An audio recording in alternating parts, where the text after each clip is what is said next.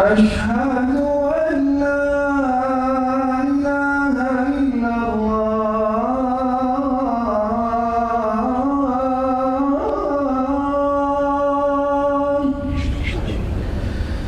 أشهد أن لا إله إلا الله.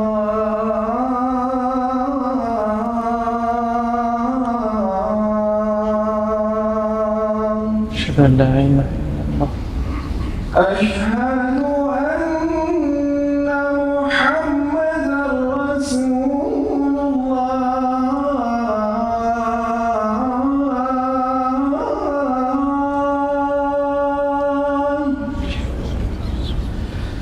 أشهد أن محمدًا رسول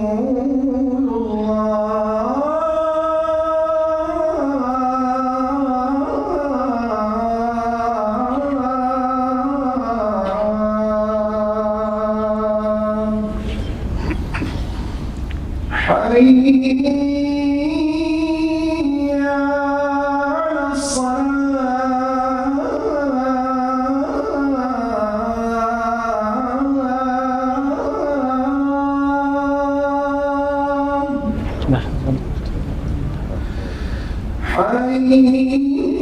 على الصلاة. حي على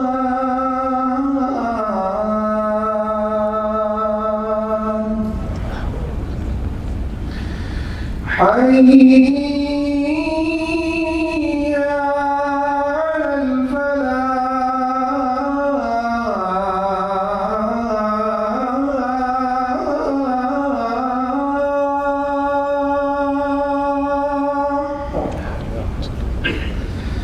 حي على الفلاح.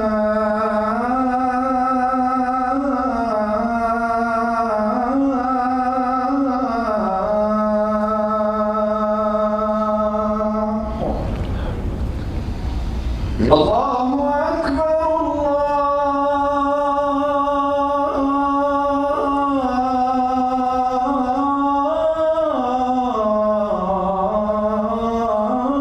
الله أكبر. لا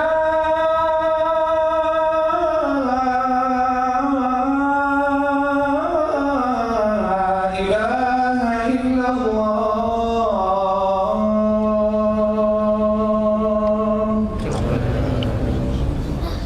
إن الحمد لله نحمده ونستعينه ونستغفره ونعوذ بالله من شرور أنفسنا وسيئات أعمالنا.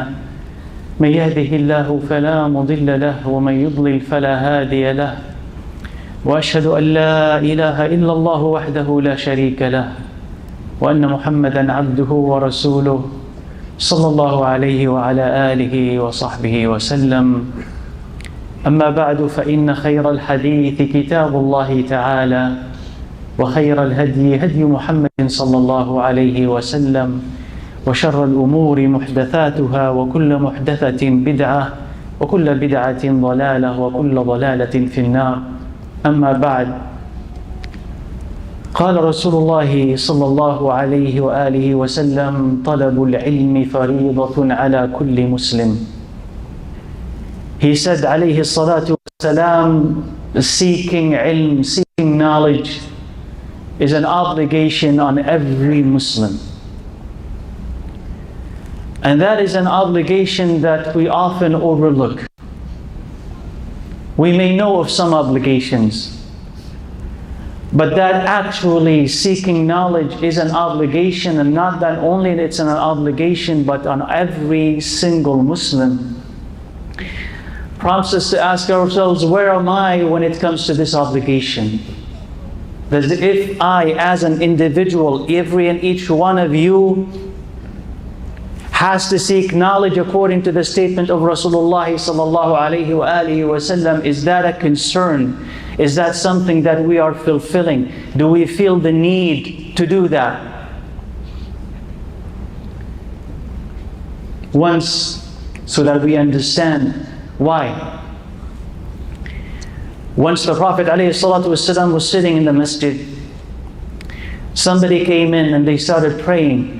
And the Prophet ﷺ was watching him, while the man not knowing that the Prophet was watching him. So when the man finished and came in to say salam to the Prophet ﷺ, the Prophet told him, "Irji' fasalli fa innaka lam tusalli." Go back and pray, for you did not pray. So the man went back and he redid his salah.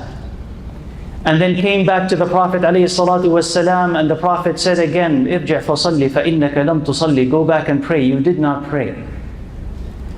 And then he went and he did it a third time, and he came to the Prophet ﷺ, and the Prophet again said, "Go back and pray, you did not pray." And then the man confessed, "O Prophet of Allah, I don't know what to do more than this." And the Prophet ﷺ started to teach him. Pray this way and that way. That is, you can live a life where you think you know how to pray, but you don't. And if the Prophet ﷺ were to see you, he would tell you that was not a salah. And if you do not learn what it means to perform wudu and to pray, you may spend your life not performing that. In another incident, the Prophet ﷺ was told of what people did when they were away. They were traveling. And one of them injured his head and had an open wound. And then when he slept, he had a wet dream. So when he woke up, he asked the people around him, he said, "أَتَجِدُونَ لِيَ رُخْصَةً فِي التَّيَمُّمِ?" Am I exempt? Can I do tayammum instead of bathing? Because that's what you do when you have a wet dream. You're supposed to bathe fully. But with his injury, can I do tayammum? So they told him, "No, we find no exemption for you to do tayammum. You need to bathe." He did. He died. When they came to the Prophet ﷺ and told him about that, he said, "قَتَلُوهُ قَتَلَهُمُ اللَّهُ." He said, "They killed him, may Allah kill them." It is enough for the ignorant to heal their ignorance, to ask. It was enough for him to do tayammum. That is, if you do not know, what you do not know can kill someone. And if not physically, it can kill your own iman or the iman of people around you. We have to know before we do anything. فَاعْلَمْ أَنَّهُ لَا إِلَهَ إِلَّا اللَّهِ. Allah Azza wa Jalla tells His Prophet ﷺ, "Know La ilaha illallah, then seek forgiveness for yourself and the believers." So the ulama have said, you must know before you do, because if you do before you know, you could corrupt more. You must know. And this path of knowledge is a path of virtue, because beginning with Muhammad alayhi salatu wasalam, Allah told him, وَقُلْ رَبِّي زِدْنِي عِلْمًا. Say, "Oh my Rabb, increase me in knowledge." He's speaking to whom? To the one who knew Allah Azza wa Jal the best, Muhammad alayhi salatu wassalam. And yet he told him, keep asking Allah to increase you in knowledge. And they say that Allah did not command His Prophet alayhi salatu wassalam to ask him for more except knowledge. Not more money and not more power, but increase me in knowledge. And part of the dua of the Prophet ﷺ every single morning, which is part of the adhkar that all of us are supposed to, it's recommended that we repeat. When you wake up, what do you say? Meaning between Fajr and sunrise. Allahumma inni as'aluka ilman nafi'a wa rizqan tayyiba wa amalan mutaqabbala. Ya Allah, I'm asking you for a beneficial knowledge and a halal provision, rizq, and an accepted deed. That is, as you are setting your day, mentally, physically, you're asking Allah Azza wa Jal, give me in this day the following 3. And what is the first thing that you ask Allah for? Beneficial knowledge. Give me beneficial knowledge. And then after that comes what? Halal. That can support me and my family. And then an accepted deed. Things that please you, Ya Allah. So yes, we plan our day and we know exactly where we're going to go to work or where we'll go to study. We have planned each step. I'm going to study this so I could graduate, so I can get more money, so I could be employed, so I would do all of this in the dunya. We've planned it very well. And we plan our meals very well. I'm going to eat this for breakfast and this for lunch and dinner and snacks in between. You know more or less what you're going to be eating. We don't have no idea about knowledge or seeking it or a desire to seek it. And you're living in a time where it is essential to learn because of the many temptations that surround you and many doubts that surround you and the responsibilities that make it difficult to survive without ilm. It could be possible for a person at the time of the Prophet ﷺ, who's a nomad, to come to the Prophet, learn few things, go back, and he could survive. But living in today's world, in a city like this, in a world like this, and you don't know your Islam, and you don't know your Iman, and you don't know what is halal and what is haram, and you're living with ignorance, how do you suppose you will survive when you meet Allah Azza wa Jal? Because Allah will ask you, how did you spend your life, and how did you spend your youth, and how did you spend your money? And the type of knowledge that we're talking about is not rote memorization. Not just go ahead and memorize the Quran and that's it. You're A. That's not it. وَإِنَّمَا الْعِلْمُ خَشْيَةُ اللَّهِ عَزَّ وَجَلَّ. You want to learn something that will increase you in love and fear of Allah Azza wa Jal. إِنَّمَا يَخْشَى اللَّهَ مِنْ عِبَادِهِ الْعُلَمَاءِ. It says only those who have ilm have khashya of Allah Azza wa Jal. Commenting on that, they've said that indeed what you consider to be knowledge and beneficial knowledge is what brings you closer to Allah Azza wa Jal.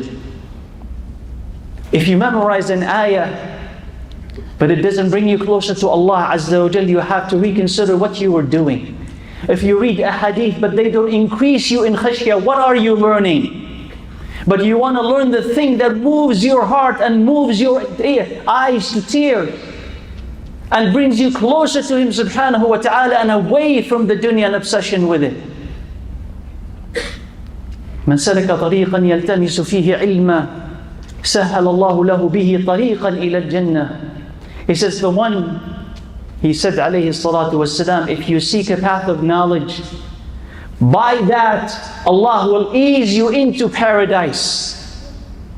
Whatever you do, whether it's a physical seeking, or virtual, or you sit in a halaqah, or you listen to something beneficial, the time that you spend for Allah Azza wa Jal will give you ease into Jannah, because you are learning through it of what Allah loves, how to protect your own Iman and how you protect your own Islam, how to get into Jannah and be saved from Jahannam. If somebody tells you you're going to be interrogated, you're going to be questioned, you're going to be interviewed. And in that interview they will ask you these specific questions. And if you pass, therefore you pass.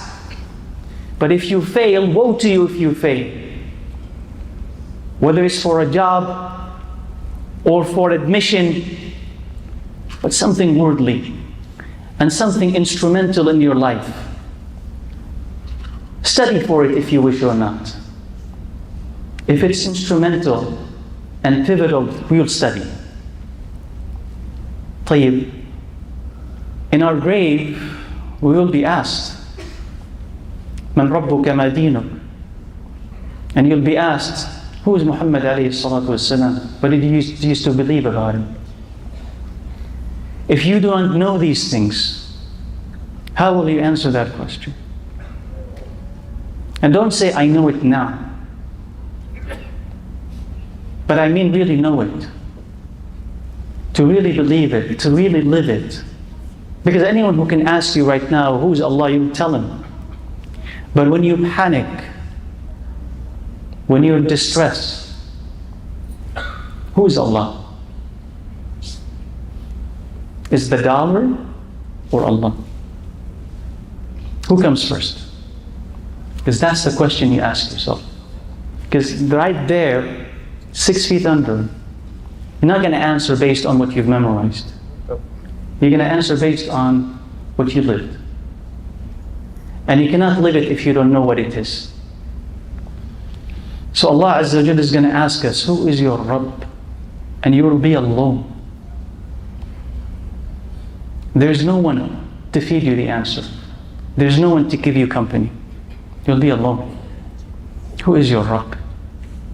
If you don't learn it right now, Allah Azza wa Jalla is this. Allah Azza wa Jalla is the merciful. What does that mean? Allah Azza wa Jalla is Al-Wadud. What does that mean? He's Al-Ghafur. What does that mean? And how do I relate to Him subhanahu wa ta'ala through all of this? If you want to know if you are seeking knowledge or not, consider the distance between you and the book of Allah Azza wa Jalla. Because knowledge, true knowledge, is ayah from the Quran and a hadith from Muhammad alayhi salatu wasalam. That is the essence of all knowledge. Where are you from the book of Allah Azza wa Jalla? Where are you from the hadith of the Prophet alayhi salatu wasalam? And if the request for that ilm is daily, where are you when it comes to daily intake of knowledge? Just like you feed your body, do you feed your soul and do you feed your mind? Once the Prophet ﷺ, he was sitting in the masjid, he goes to the people on the suffah, and the people of the suffah would be sitting like the people all the way in the back, but they would be covered to them. And these were the poor of the muhajirin, poor immigrants. Meaning there's no other shelter that they have except the back of the masjid. That's it. And he said to them, أَيُّكُمْ يَحُبُّ أَنْ يَغْدُوا إِلَى بُطْحَانَ أَوْ إِلَى الْعَقِيقِ. He says, who among you would like to go to Buthan or Al-Aqiq, 2 valleys in Medina, and get from them 2 camels with big humps, halal, min غَيْرِ إِثْمٍ وَلَا قَطِيعَةِ رَحِمٍ, halal without any burden attached to them. Meaning easily you go, you grab 2 healthy, big camels, and you come back with them. And you do that every single day. Which one among you would you like to do this? And remember, they are poor. You say, O Prophet of Allah, all of us would love that. He says, if any one of you goes to the masjid and he learns 2 ayahs from the book of Allah Azza wa Jal, that would be better for him than those 2 camels. And if he learns 3 ayahs, it's better than 3 camels, and 4 ayahs better than 4 camels, and whatever number of ayahs you learn are better than their number of camels acquired. If one asks you if you could go to such and such place and you can grab $2,000 easily and you can come back home and you can do that every single day, would you love that? You'd say, definitely I would love this. But Muhammad alayhi salatu wasalam is telling you what is going to benefit you in the dunya and in the akhirah is something much simpler than that, which is if you just learn the book of Allah Azza wa Jalla. That's better than 1,000 and 2,000 and 5,000. It's available to every single person, because not all of us can be rich in the dunya, but all of us can be rich in the akhirah. All of us can learn right now what is halal and what is haram. If you're going to get married, you must know your rights and responsibilities before you get married. You must learn them, and it's an obligation on you to do that before you get married. A lot of the conflicts that you see that end up in divorce is because people don't understand what it means to marry somebody else. What I owe them and when they owe me. But they get into this marriage blindly. And they leave it blindly. When you decide to have a child, you know that it's an obligation on you to know how to raise that child, what his rights are. What he should avoid, what is the right and what is wrong, what is poisonous outside, so that you protect him from all of that. It's an obligation on you as his caretaker to do all of this. But we have children and don't know how to take care of them, and we don't study and we don't read and we don't ask and we don't inquire. Yet it's an obligation on you to learn all of that. When you open a business, it's an obligation on you. Once you open that business, to know halal and haram transactions in detail, so that you know what to avoid and what to do. And you sin when you don't learn any of that. Whatever field in life, whatever you are doing, it's an obligation on you to learn it, because if you don't, you're going to commit a haram that Allah hates. And the path of knowledge is available, but few who seek it. Do it for the sake of Allah Azza wa Jal. Do it for the sake of Muhammad alayhi salatu wassalam. He said alayhi salatu wassalam what? He said the prophets and the messengers did not leave gold and silver behind, but they left knowledge. That is their inheritance. فَمَنْ أَخَذَهُ أَخَذَ بِحَظٍ وَافِرٍ. If you acquire it, you acquire a lot of good fortune. Imagine Muhammad alayhi salatu wassalam, what does he leave behind? The best of the best. And the best of the best is inheritance. Is he said this and he said that. He acted this way and he didn't act that way. In the book of Allah Azza wa Jal, he said, gold and silver, they don't last, but this thing lasts. And he said, alayhi salatu wassalam, مَن يُرِدِ اللَّهُ بِهِ خَيْرًا يُفَقِّهْهُ فِي الدِّينِ. He says, Allah wants the best for someone. He gives him understanding in faith, fiqh in this religion. And the opposite is true. If Allah does not want the best for someone, He does not give him understanding in the faith. So if you want Allah Azza wa Jal to love you and for you to love Him, for you to be able to withstand the many temptations around you, doubts circulating about Islam, the existence of Allah, the authenticity of the Quran, things that you're supposed to know, but also you're supposed to teach your children, all of these doubts circulating within reach. Add to them also the worldly, physical temptations. This haram is easy to get, that haram is easy to get. How will you have the iman, the fortitude to say no to all of this? And you fail every day to feed your iman and to feed your knowledge. And don't say, please, I've memorized the Quran, and that is it. Because the question that I'll ask you is, do you know what Allah is saying? After now we've memorized, do you know what the meaning of this ayah is and that ayah is? If not, then you still have a long way to go. And don't say, I graduated from an Islamic university. They say that if you do not learn every single day, even if you graduated and specialized in an Islamic institute, if you do not learn every single day, عُدْتَ عَمِّيَّة, you will come to become an average person after 3 years. You're going to forget all of that. If you do not learn it, you're going to lose it. And if you don't apply it, you also are going to lose it. So when I'm discussing or talking about this, I'm not excluding any single person who listens to this. Allah Azza wa Jal wants every one of us to seek knowledge and to know right from wrong. So we have to accept that responsibility and think about ways that can increase us in knowledge. May Allah Azza wa Jal make us among those people and not among the ignorant. أقول قولي هذا وأستغفر الله لي ولكم فاستغفروه.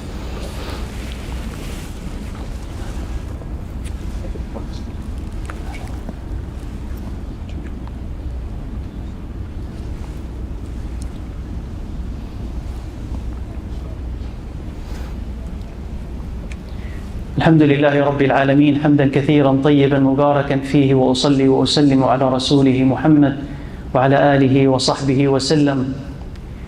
Imagine after your death and you need every single person to pray for you. And the Prophet ﷺ, he said, among the things that never expire, علم ينتفع به, a knowledge that people find beneficial after your passing. And you can become a partner in that when you teach the truth. When you spread this knowledge, when you teach it to your kids, you can become a part in that. But also he said, عليه الصلاة والسلام, وَإِنَّ الْعَالِمَ لَيَسْتَغْفِرُهُ مَنْ فِي السَّمَاوَاتِ وَمَنْ فِي الْأَرْضِ حَتَّى الْحِيتَانُ فِي جَوْفِ الْمَاءِ. He says, the scholar, the person who acquires that knowledge, he says, everybody in the heavens and everybody on earth, even the fish in the sea, make istighfar for that person. Imagine the honor. Imagine the honor if you actually are seeking knowledge and coming to Jum'ah with that intention qualifies. Coming to Jum'ah with the intention of, I'm not just going to fulfill an obligation and then just scurry back to whatever I was going to do. No, I'm actually coming here to learn something that helps, that can stay. So when you're coming, you can imagine the angels of Allah Azza wa Jal, as the hadith states, lowering their wings for you out of gratitude and happiness with what you are doing, if you are really seeking knowledge. To have an angel of Allah Azza wa Jal lower his wings for you is an honor. But that's the honor of knowledge, because Allah Azza wa Jal lifts you up whenever you know and wherever you know. So the question is, how do we do this? First of all, make it an intention that I do want it, because otherwise our iman could sink and we could fall victim to all the temptations around us, to ignorance, to worshipping Allah Azza wa Jal maybe for many years and having that worship be disqualified because it turns out that it was a bid'ah and we did not bother to understand the difference between sunnah or bid'ah. Or it be the case that I was committing shirk in Allah Azza wa Jal throughout my life. I did not bother to learn the difference between tawheed and shirk. What's the excuse then? You have to learn. So first of all, attend the halaqas, attend the study circles, seek every single opportunity you have physically and online to learn. Invest, because that's an investment for the akhirah before it's an investment in the dunya. If something is free, or even if you have to pay for it for the sake of Allah Azza wa Jal, but then wake up and start saying to yourself, I take courses, I take certificates to improve myself worldly. Why not religiously? So seek those opportunities and attend and be in the houses of Allah Azza wa Jal for those opportunities. Or virtually seek them online. But a word of caution. Not every offering is a wholesome offering. You must know who is teaching you before you learn from them. If you're in doubt, you ask. But you don't go online and listen to every video and to whoever looks like a shaykh. Every small snippet, you absorb it and you say, this is right, just because somebody who looks right is saying it. You must have a filter, and you must be smart enough for that filter to make sense. If that person is an unknown, whatever he is saying is an unknown, until you could verify that he's reliable, only then should you listen to them. But if you open your heart to every single doubt and misunderstanding, whatever comes in may never leave. That's why also for the average Muslim, don't go on watching debates between Muslims or non-Muslims, or between Muslims and other sects. This is not your obligation at this moment, because you're going to hear the other side that will fill your ear with a lot of nonsense. You want to really learn or be at that stage? Learn your Islam first and be firm in understanding, then go do whatever you want. But being without armor into battle is reckless and foolish. So learn your Islam and plan on learning every single day. Please read. Please make this a habit. Enough videos, enough TikTok, enough Instagram. Please read.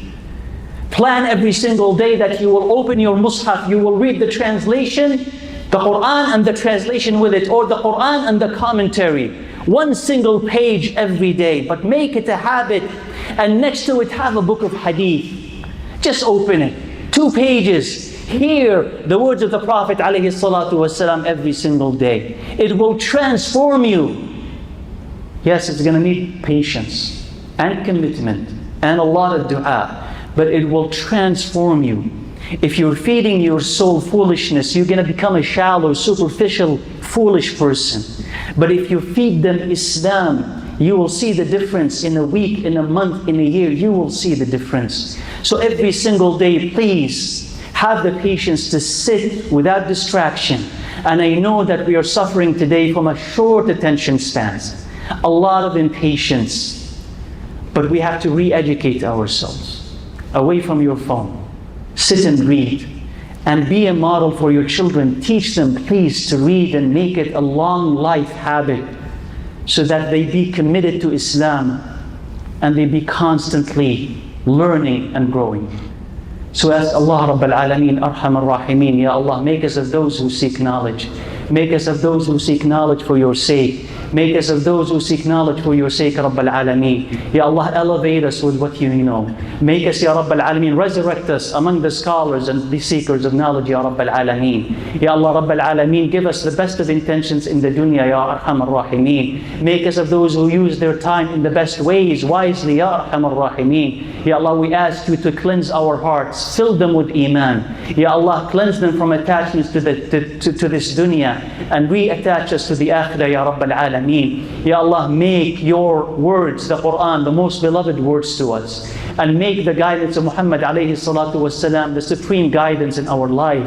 We ask you, Ya Rabbal Alameen, to increase us in Iman. Ya Allah, increase us in Iman. Ya Allah, increase us in Iman, Ya Arhamar Rahimeen. Ya Allah, fill our hearts with yaqeen. Fill our hearts with taqwa, Ya Arhamar Rahimeen. Ya Allah, forgive us. Ya Allah, forgive our families. Ya Allah, forgive the ummah of Muhammad alayhi salatu wassalam. Ya Allah, forgive our families and the ummah of Muhammad alayhi salatu wassalam. Ya Allah, forgive us and our families and the ummah of Muhammad alayhi salatu wassalam. Allahumma atina fid dunya hasanatan wa fil akhirati hasanatan wa qina adhab an-nar.